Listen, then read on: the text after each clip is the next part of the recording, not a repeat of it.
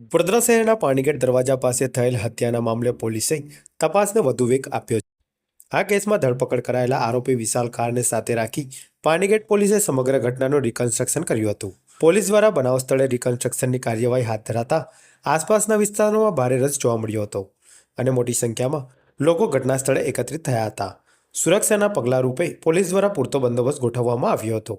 Reconstruction દરમિયાન આરોપી વિશાલ કારને હાથકડી પહેરાવી ઘટનાના સમયગાળામાં તેને કેવી રીતે હુમલો કર્યો હતો, કયા હથિયારનો ઉપયોગ કર્યો હતો તેમજ હુમલાની સંપૂર્ણ પ્રક્રિયા અંગે વિગતવાર માહિતી મેળવી હતી. આ ઉપરાંત હુમલો કર્યા બાદ આરોપી કેવી રીતે અને કયા માર્ગે ફરાર થયો હતો તેની પણ પોલીસ દ્વારા તપાસ કરવામાં આવી હતી.